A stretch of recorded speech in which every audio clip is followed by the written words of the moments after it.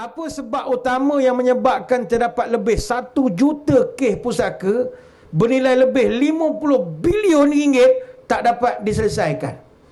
Tertunggak yang dimaksudkan ialah harta masih atas nama arwah dan belum dituntut oleh waris yang berhak. Apa sebab? Ini kita tak kira lagi jumlah wang yang tidak dituntut. Dia panggil Registrar of Unclaimed Money. Ada 1.8 bilion ringgit. Begitu juga dengan jumlah yang tidak dituntut kerana tidak selesai pewarisannya, terutama yang berada di bawah KWSP, koperasi-koperasi, lembaga tabung haji, pemodalan nasional berhad, itu saja hampir 70 juta lebih. Apa sebab benda ni berlaku? Why? What is the because? The because. Sebabnya, nombor 1, kerana ketidakpahaman waris terhadap hukum faraid. Orang tak faham. Ini tujuannya Mai Angkasa tu, orang Padang beri pendidikan pada masyarakat supaya reti benda ini. Orang kita faraid ni kurang, tuan-tuan. Dia tak tahu ngapa dia tak minat ilmu faraid.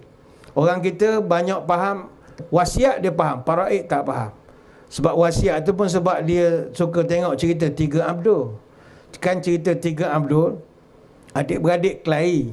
Abdul Wahib, dia dapat pusaka wang tunai 2,500,000 pound sterling.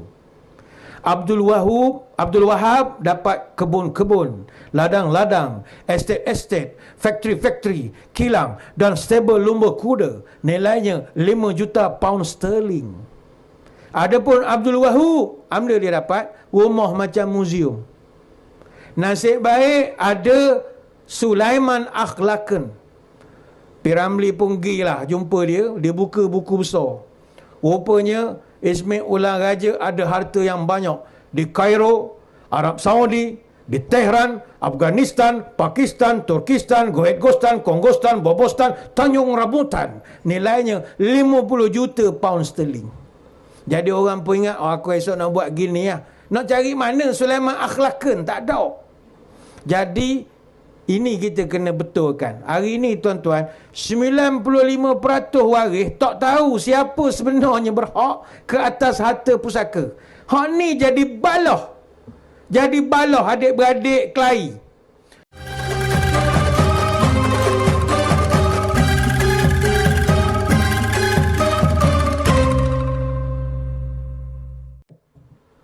Assalamualaikum warahmatullahi wabarakatuh. Bismillahilladzi la yadurru ma'asmihi syai'un fil ardi wala fis sama' wa huwas sami'ul alim. Alhamdulillahi hamdan katsiran tayyiban mubarakan fihi kama yanbaghi li jalali wajhika wa li 'azimi sultanik. Allahumma salli ala Sayyidina Muhammadin abdika wa rasulika nabiyil ummi wa ala alihi wa sahbihi wa sallim. Nawaitu ta'alluma wa ta'lim wa tazakkura wa tazkir wa naf'a wal intifa' wal ifadah wal istifadah wal hasa ala tamassuki bi kitabillah wa sunnati rasulihi wa du'a ilal huda wa dalalah alal khair ibtigha'a wajhillah wa mardatihi wa kurbihi wa thawabihi. Allahumma inna nas'aluka fahman nabiyyin wa hifzal mursalin wa ilhamal malaikatil mukarrabin. Ya Allah, kami mohon padamu kefahaman para nabi, daya hafalan para rasul, ilham para malaikat mukarrabin. Allahumma aghnina bil ilmi wa zayyinna bil hilmi wa akrimna bit taqwa wa jamilna bil afiyah. Ya Allah, kayakan kami dengan ilmu-Mu, hiasilah kami dengan kelembutan, muliakan kami dengan takwa, cantikkan kami dengan sihat wal afiat. Terima kasih yang berusaha Tuan Pengacara Majlis, Yang Berhormat Al-Fadhil Ustaz Sulaiman bin Sulong, Timbalan Esko Pelancongan Kebudayaan dan Teknologi Maklumat Negeri Terengganu. Yang saya hormati juga Saudara Muhammad Darul Nizam bin Mat Darus, Pengurus Besar Bahagian Perkhidmatan Kredit dan Kewangan, merangkap Managing Director Mai Angkasa Amanah Berhad MMAB. Seterusnya kepada Saudara Muhammad Syafiq bin Abdullah, rakan-rakan seperjuangan dari Pertubuhan Lestari Mercang, rakan-rakan seperjuangan dari Koperasi Lestari Mercang, para pengunjung program Mercang Fest 2024, tuan-tuan guru, para alim ulama, para habaib, muslimin muslimat, hadratul mukarramin, maaf jika tak disebut nama kesemuanya. Mana yang besar kok tak diimbau gelar, yang patut tidak dipatutkan, yang tua tak dituakan, yang beradat tak diadatkan, yang dahulu dikemudiankan. Mana yang datuk dengan pangkatnya, yang alim dengan ilmunya, yang punglu dengan hulunya. Saya doakan semuanya sejahtera dalam limpahan rahmah dan barakah.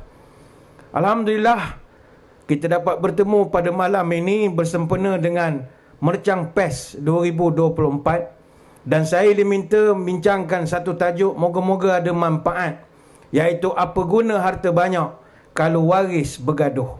Hadirin hadirat sekalian, pertama sekali sebagai manusia, kita sangat suka pada harta. Manusia asal dia nama manusia, dia mesti suka harta. Kalau manusia tak suka harta, nebeng. Apa sebab? Kerana dalam Quran Allah Ta'ala sebut, Zuyyina linnasi hubbus syahwati minan nisa wal banin wal qanatiril muqantarah minaz zahabi wal fiddah. Ada 5 perkara hak manusia ni ada syahwat, kata Allah Ta'ala. Ada kecenderungan, suka nafsu dia. Pertama, suka orang perempuan. Mana orang lelaki suka tengok orang perempuan, itu syahwat dia. Yang kedua, suka anak-anak, budak-budak kecil, suka. Yang ketiga, Allah Ta'ala sebut wal qanatiril muqantarah. Muqantarah ay al-malil kathir, harta yang banyak, terdiri daripada zahab wal fiddah, perak dan juga emas dan juga perak. Maka manusia dia sangat suka pada harta. Harta ni kalau dalam konteks kita sekarang ni pitis, duit. Sebab dalam Islam harta diperlukan. Kalau banyak lagi bagus, sebab kita boleh berzakat, boleh bantu orang. Dan yang paling utama, kata Sayyidina Ali radhiyallahu anhu, untuk mengelakkan anak-anak kita jadi merempat. Kadal faqru ayakun kufra. Terlampau miskin ni bahaya, boleh menyebabkan jual akidah. Kita tak nak anak cucu kita nanti masuk Islam, keluar Islam, masuk agama lain hanya kerana nak dapat allowance 150, 200 bila orang luar mari berdakwah. Tak boleh gitu. Sebab itu Nabi pesan, la antazara warasataka aghniya khairun min an tad'um alatan yatakaffafuna an-nas. Kalau mau mati meninggalkan anak cucu hok ada duit, ada kekayaan, ada harta, itu jauh lebih bagus daripada kamu tinggalkan anak cucu kamu dalam keadaan yatakaffafuna an-nas, pergi mengemih minta ngorang kulu kili. Hadis riwayat Imam Bukhari. Tapi kalau tanya kepada saya, kita kalau cerita tasawuf sikit lah ya, hidup kita ni bukan semata-mata soal duit dan juga soal wang. Itu kalau tanya saya. Sebab hidup bukan untuk wang, wang juga bukan untuk hidup. Kerana tuan-tuan, dari segi falsafah, ni falsafah ya, dari segi falsafahnya kita hidup berdasarkan pemahaman kita terhadap makna hidup. Manusia boleh hidup tanpa wang sebenarnya, kalau dia memiliki sumber air dan juga bahan makanan yang cukup. Apa buktinya? Tarzan dalam hutan, mana ada duit? Beg duit tak ada. Dia pakai kain tutup depan belakang je. Macam mana dia boleh survive? Sebab ada sumber air, ada sumber makanan, boleh hidup. Kerana kehidupan kita sebagai manusia sudah ada sebelum wujudnya duit. Jangan kita kabur kita takkan hidup tanpa duit. No. Sebelum wujudnya wang, kita dah pun hidup. Kalau berdasarkan sejarah, duit shilling emas yang menjadi mata wang pertama bermula tahun 570 sampai 546 sebelum Masihi di Lydia ketika zaman pemerintahan Raja Croesus. Jauh sebelum itu, zaman Alexander the Great, orang sudah berkenal dengan duit, tapi sebelum daripada itu, orang tak pernah kenal dengan duit. Hidup bukan sekadar hidup bernafas, tapi hidup kita ni survive. Macam kita duduk di pantai timur ni, kita faham erti survive. Tuan-tuan duduk tepi pantai, orang duduk tepi laut, dia faham erti macam mana nak survive. Bukan sekadar bernafas, macam mana meneruhkan kehidupan.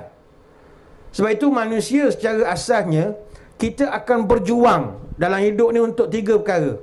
Ni kalau cakap orang putih, dia panggil PPA, Pain, Pleasure, Appreciation. Nombor satu, kita berjuang untuk pain, keperitan. Kita nak berusaha menghindarkan periknya lapar, maka kita akan berjuang cari makanan.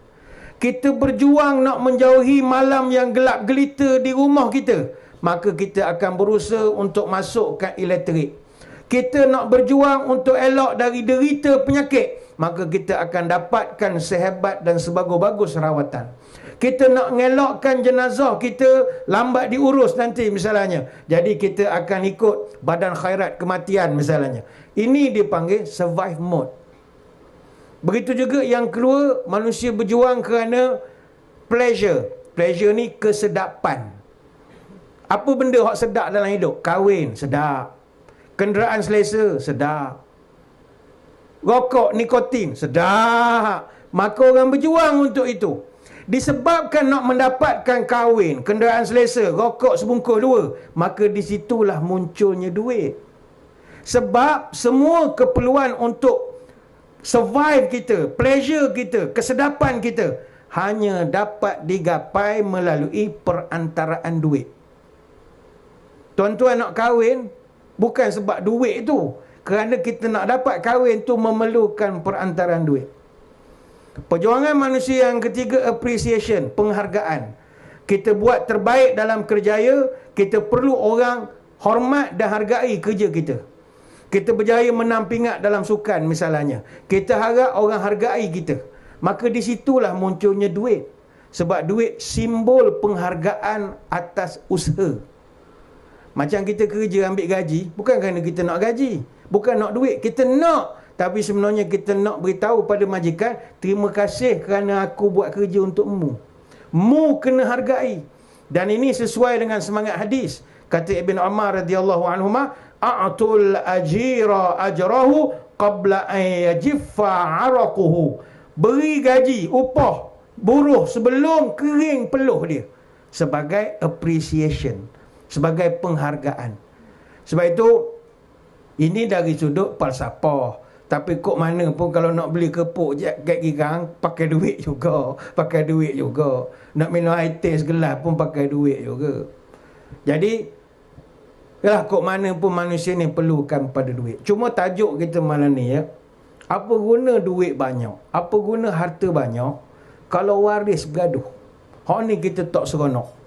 Kadang-kadang kita tengok sekeliling sekelalang kita, adik-beradik bergaduh sebab mak bapak tinggal harta. Meninggal dah, kelahi. Dulu adik-beradik dia rapat baik, raya balik sokmo, family day, macam-macam. Main boat sini, satu keluarga. Contoh. Sejak mak dia atau ayah dia meninggal, ada clash pasal harta pusaka.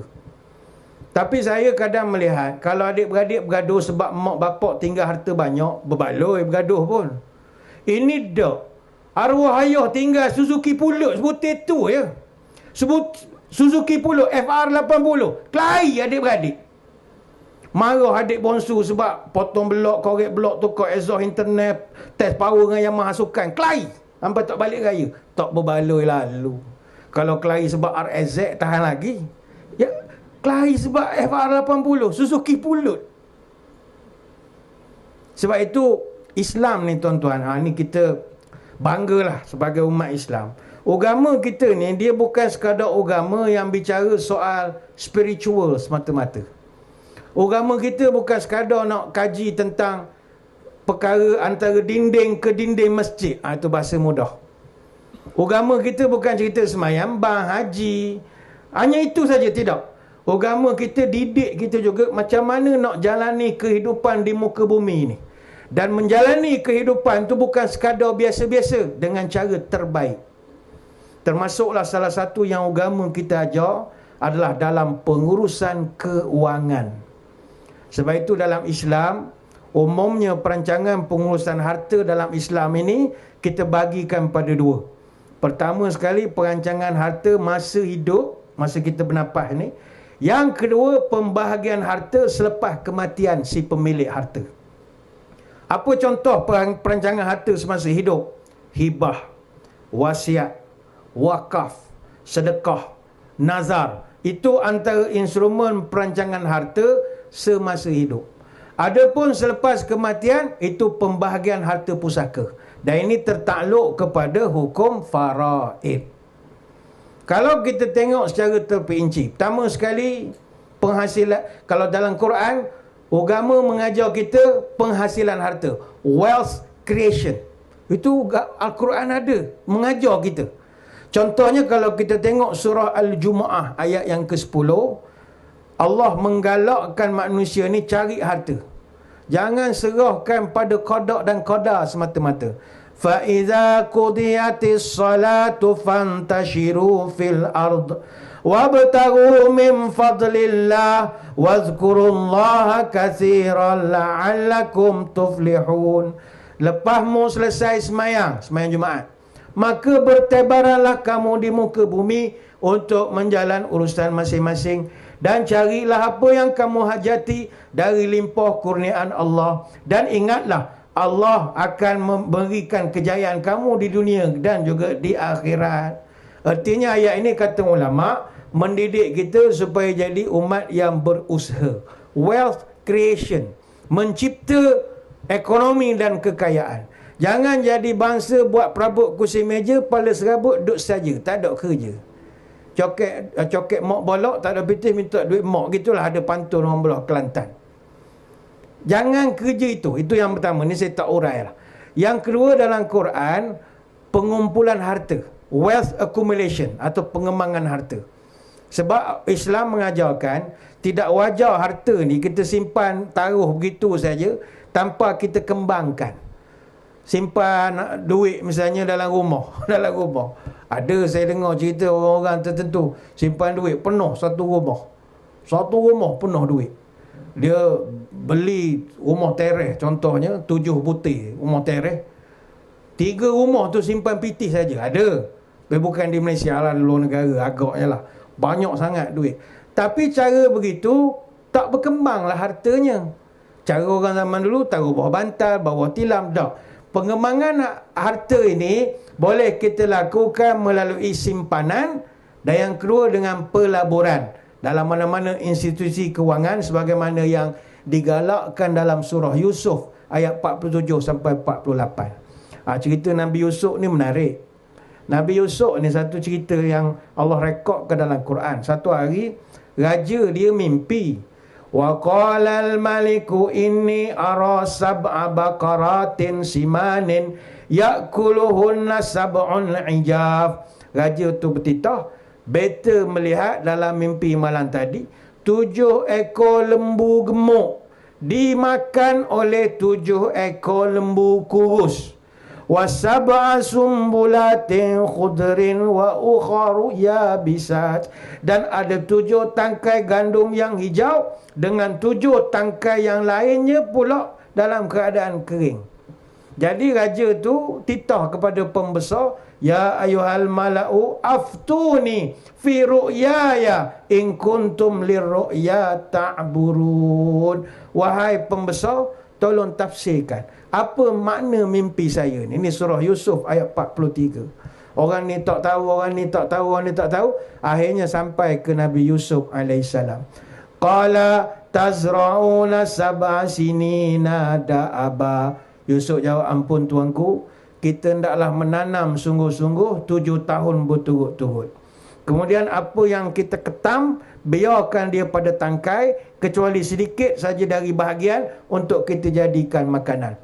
Jadi daripada takwilan Nabi Yusuf ini, 7 ekor lembu gemuk dan 7 tangkai gandum hijau melambangkan tempoh 7 tahun kemakmuran ekonomi. 7 ekor lembu kurus dan 7 tangkai gandum kering melambangkan tempoh 7 tahun kegawatan ekonomi. Maka di sinilah kata ulama tafsir, isyarat untuk kita sediakan payung sebelum hujan. Kata ulama sebagai contoh, kata Syekh Salah Abdul Fattah Al-Khalidi, dalam konteks negara mesti ada peruntukan undang-undang untuk memiliki rizab simpanan yang cukup bagi mendapani bencana. Kata Syekh Wabah Az-Zuhaili, sebuah negara mesti buat simpanan, mesti catu makanan untuk keperluan mendatang, khususnya pada waktu-waktu susah. Ini semua dalam Quran. Ini cuma Islam punya ajaran. untuk masa depan negara pun dia ajar. Itu yang kedua. Yang ketiga, dari segi pengurusan harta, Islam mengajar kita wealth protection. Apa makna wealth protection? Perlindungan harta. Sebab apa harta kena lindung? Sebab sebagai manusia, kita ni jatuh sakit. Ni manusia. Sebagai manusia, ada masa kereta kita dicuri orang. Sebagai manusia, ada masa rumah kita terbakar. Macam-macam lah kemalangan-kemalangan yang boleh berlaku dalam hidup kita. Maka sebagai jaminan hidup di dunia ini, jaminan untuk diri kita, jaminan untuk harta kita, kita mesti jaga dari sebarang musibah yang tidak diingini ini. Jadi apabila ujian-ujian atau kemalangan berlaku, kita terpaksa, tak boleh tidak, banyak duit terpaksa habis. Ini yang disebut sebagai risiko kewangan yang boleh dilindungi melalui produk-produk takaful. Itu kita biasa dengar takaful. Apa makna takaful? Insurans yang patuh syariah. Jadi takaful ini dia macam usaha kita nak sediakan payung sebelum hujan. Jangan tunggu hujan turun baru terhegeh-hegeh sibuk nak cari payung. Dah hujan nak keluar pergi beli payung pun tak lepas dah, basah habis. Tak padan. Kerja membazir. Jadi apa yang kita nak payung? Duit simpanan, aset pelaburan, harta peribadi, keluarga kita. Kita kena payung. Kenapa kita nak payung? Kalau tak payung, maka duit dan harta kita tu akan habis. Kenapa habis? Habis buat bayar hutang lepas pada kita mati. Yang mana akhirnya waris kita tak ada apa-apa dapat daripada kematian kita. Tak dapat apa-apa kita tinggalkan. Sebab duit habis buat bayar bil hospital misalnya. Ataupun duit habis sebab kena tampung pembelanjaan bulanan. Sebab tak boleh nak bekerja kerana sakit kritikal ataupun kemalangan. Itu dalam Quran ada. Yang keempat, dari segi pengurusan kewangan, Allah Ta'ala ajar kita ini untuk wealth distribution. Untuk mengagihkan harta. Iaitu Islam memperuntukkan beberapa cara untuk kita agihkan harta sebelum mati atau masih hidup dan juga selepas mati. Kalau instrumen perancangan harta masih hidup, wakaf, wasiat, hibah, sebagainya. Itu yang keempat. Dan yang kelima adalah wealth cleansing. Penyucian harta. Kita sebagai orang Islam, kita tak boleh koksir-koksir kita belanja duit mengikut kehendak dan hawa nafsu kita. Sebab setiap duit rezeki kita ni ada hak orang lain. 2.5% ada hak orang. Jadi kita kena zakat, kita kena sedekah, kita kena buat amal jariah. Ini boleh rujuk surah Al-Baqarah ayat 195. Daripada 5 perkara ini, saya tidak fokus belaka. Ambil satu sajalah, mana sempat kita cerita. Iaitu yang keempat tadi. Pengagihan harta atau wealth distribution. Agih sebelum dan selepas mati. Mana masa hidup ni kita nak hibah, kita nak wasiat, kita nak wakaf, kita nak sedekah, nak nazar. Dan kalau lepas mati, kita bagi harta pusaka ikut hukum faraid. Tuan-tuan sekalian, saya nampak ada beberapa isu yang kita nak kena didik masyarakat sekarang. Untuk pengetahuan tuan-tuan sekalian, kita sekarang ni terdapat lebih daripada 1 juta kes pusaka yang bernilai lebih 50 bilion ringgit yang belum diselesaikan ataupun tertunggak. Tuan-tuan bayangkan, kalau kita kaji apa faktor utama, apa sebab utama yang menyebabkan terdapat lebih 1 juta kes pusaka bernilai lebih 50 bilion ringgit tak dapat diselesaikan. Tertunggak yang dimaksudkan ialah harta masih atas nama arwah dan belum dituntut oleh waris yang berhak. Apa sebab? Ini kita tak kira lagi jumlah wang yang tidak dituntut. Dia panggil Registrar of Unclaimed Money. Ada 1.8 bilion ringgit. Begitu juga dengan jumlah yang tidak dituntut kerana tidak selesai pewarisannya, terutama yang berada di bawah KWSP, korporasi-korporasi, lembaga tabung haji, pemodalan nasional berhad. Itu saja hampir 70 juta lebih. Apa sebab benda ni berlaku? Why? What is the because? The because. Sebabnya, nombor 1. Kerana ketidakpahaman waris terhadap hukum faraid. Orang tak faham. Ini tujuannya Mai Angkasa tu, orang Padang beri pendidikan pada masyarakat supaya reti benda ini. Orang kita faraid ni kurang tuan-tuan. Dia tak tahu ngapa dia tak minat ilmu faraid. Orang kita banyak faham wasiat, dia faham, faraid tak faham. Sebab wasiat tu pun sebab dia suka tengok cerita Tiga Abdul. Kan cerita Tiga Abdul, adik-beradik kelahi. Abdul Wahid, dia dapat pusaka wang tunai 2,500,000 pound sterling. Abdul Wahab dapat kebun-kebun, ladang-ladang, estate, factory, kilang dan stable lumba kuda. Nilainya 5 juta pound sterling. Adapun Abdul Wahab, dia dapat rumah macam muzium. Nasib baik ada Sulaiman Akhlaqan. Piramli pun pergilah jumpa dia buka buku besar. Rupanya Ismail Ulang Raja ada harta yang banyak di Kairo, Arab Saudi, di Tehran, Afghanistan, Pakistan, Turkistan, Goetgostan, Kongostan, Bobostan, Tanjung Rambutan. Nilainya 50 juta pound sterling. Jadi orang pun ingat, aku esok nak buat gini lah. Nak cari mana Sulaiman Akhlaqan? Tak ada.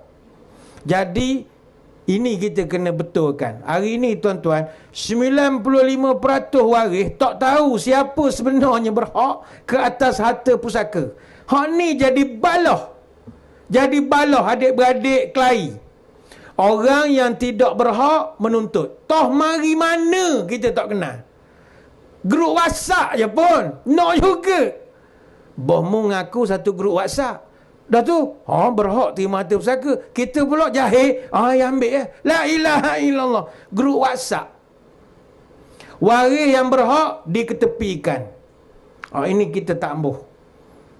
Harta pusaka ni apa benda? Dia harta pusaka ni aset dan tanggungan yang ditinggalkan oleh seseorang bila berlaku kematian dan diwarisi oleh waris yang berhak mengikut undang-undang. Dia ada harta ta'alih, dia ada harta alih. Harta ta'alih ni harta yang tidak berubah-ubah. Tanah, rumah atas tanah. Dan apa juga kepentingan arwah atas tanah itu. Ada juga harta alih. Harta alih ni harta yang boleh berubah-ubah. Harta hak tidak tetap. Contohnya cash, duit wang tunai. Apa lagi? Saham. Apa lagi? Simpanan bank. Duit KWSP misalnya. Apa lagi? Insurans. Sebab itulah kita tengok, oleh kerana perbalahan berterusan dan waris-waris pula gagal bermuafakat, akhirnya harta pusaka ini terbiar begitu saja, sekung begitu, buruk begitu, lala naik jadi hutan pula dah. Pening majlis perbandaran, majlis daerah, nak banyak rimau gajah segala binatang ada. Dah jadi hutan belantara. Apa sebab? Kelahi tak selesai lagi. Harta pusaka seperti tanah yang di dalam gerannya masih tertera nama si mati, tidak boleh dibuat apa-apa transaksi ke atasnya sehinggalah kes pusaka itu diselesaikan dengan nama arwah dikeluarkan dan nama waris yang berhak dimasukkan.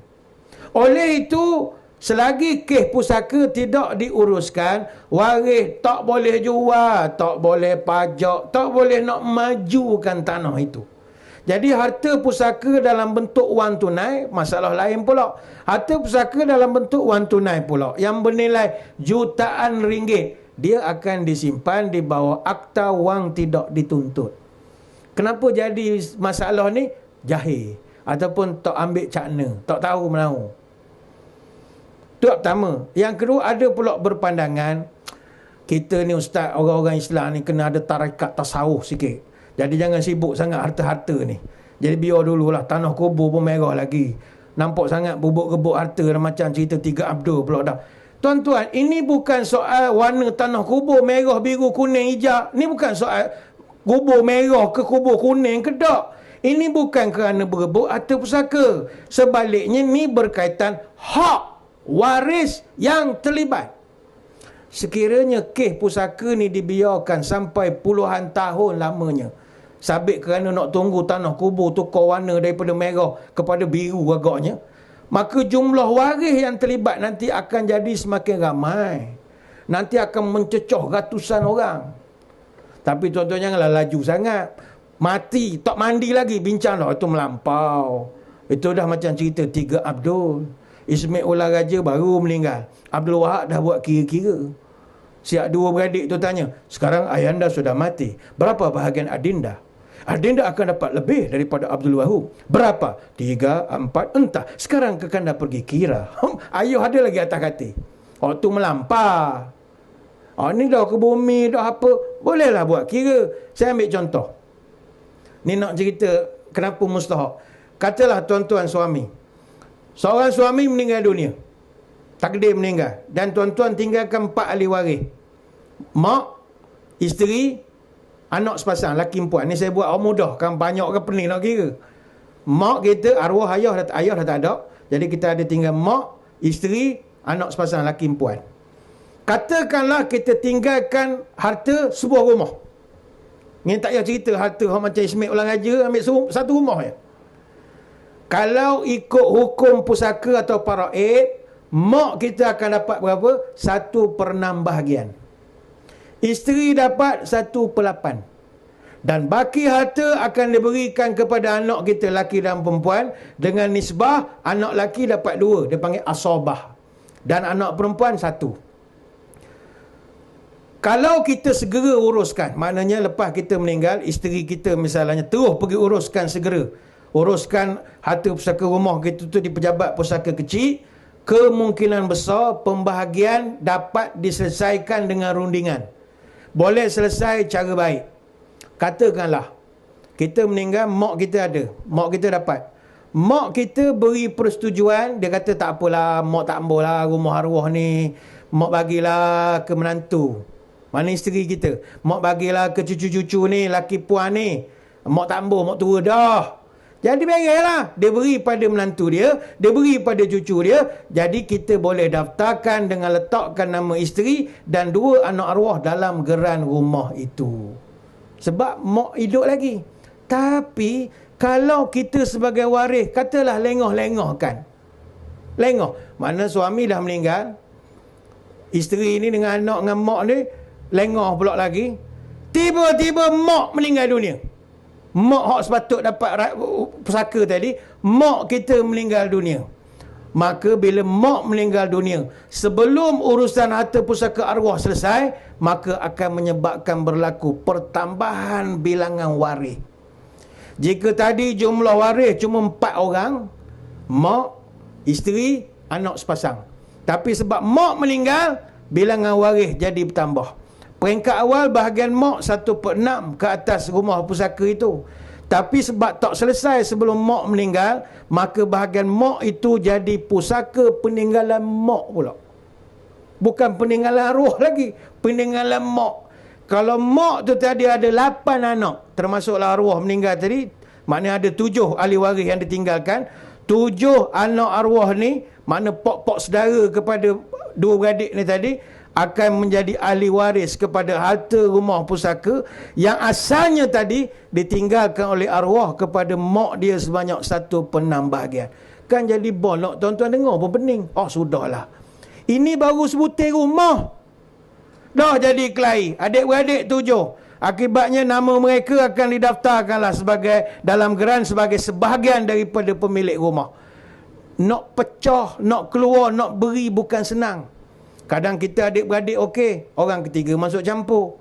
Dia kadang-kadang harta pusaka ni saya tengok, adik-beradik boleh kenyek mata, tak apalah bagi adik duduklah.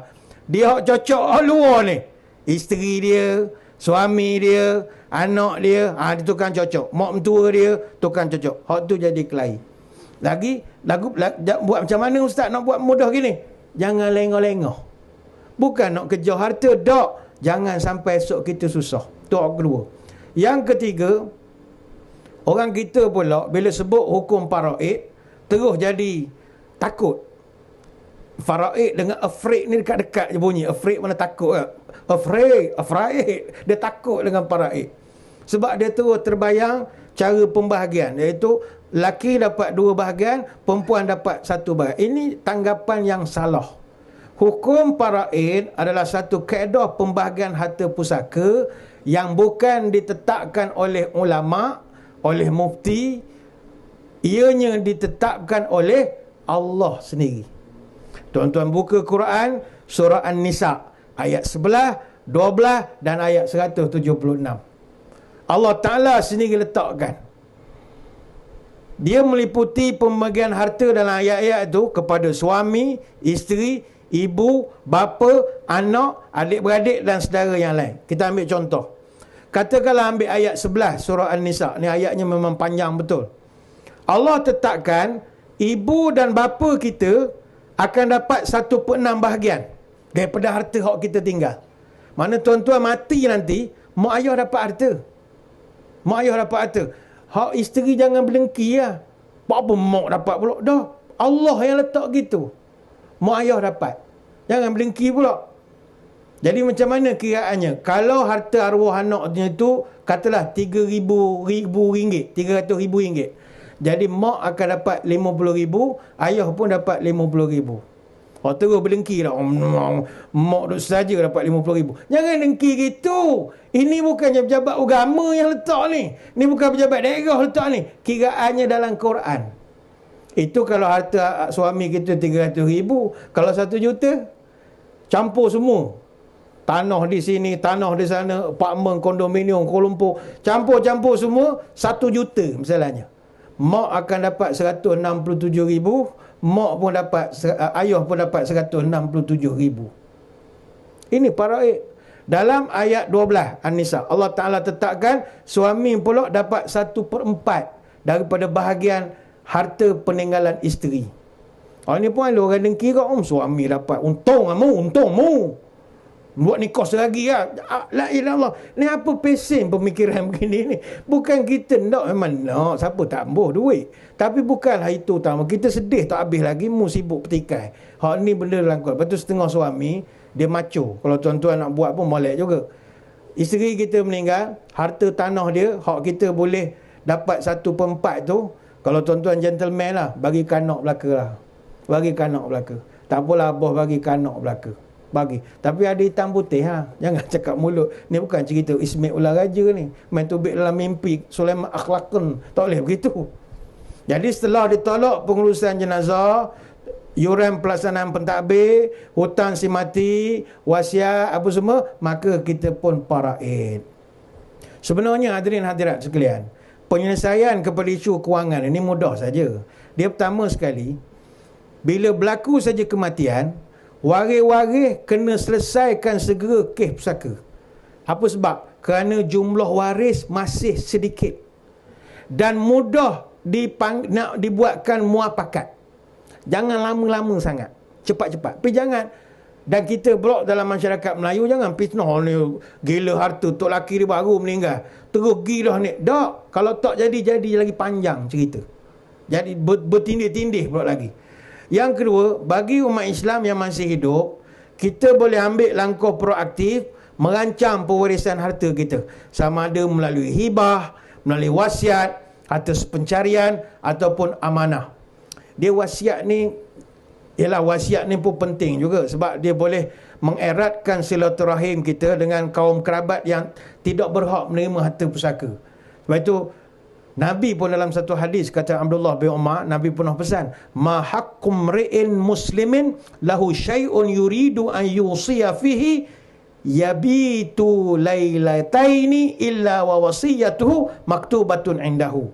Tidak sepatutnya seorang Muslim yang ada sesuatu yang dia nak wasiatkan, kemudian dia terus tidur selama 2 malam tanpa dia menulis wasiat di sisinya. Hadis riwayat Imam Muslim. Jadi kalau kita ada nak wasiat tertentu, misalnya kepada orang miskin, keluarga yang miskin, tulis, kena tulis. Ataupun kepada anak yatim tertentu, kepada anak angkat, biasa anak angkat lah, ataupun kepada anak susuan, ataupun nak wasiat kepada masjid dan surau misalnya, atau nak wasiat kepada badan-badan kebajikan.